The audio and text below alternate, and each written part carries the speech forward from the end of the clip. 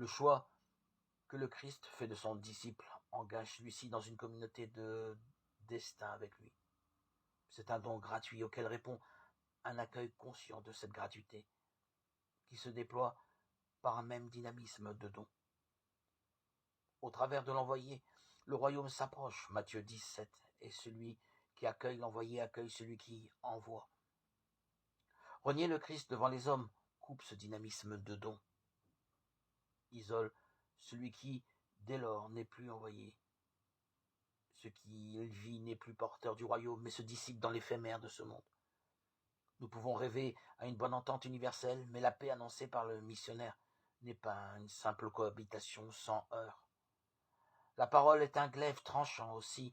Se déclarer pour le Christ n'est pas sans susciter l'épreuve qui vérifie la qualité du lien. Ce qui n'est pas éprouvé ne peut être attesté. Ainsi, notre attachement au Christ nous provoque-t-il dans nos relations, même les liens familiaux peuvent basculer en opposition douloureuse. Alors l'union entre le maître et ceux de sa maison, plus forte que la solidarité familiale, a deux conséquences. Ici-bas, c'est l'esprit de votre Père qui parlera en vous, et devant le Père, le Fils se déclarera pour nous. Une telle union parfaite, dès l'origine du côté du maître, et en chemin du côté du disciple, elle porte la mission, mais elle en est aussi le fruit.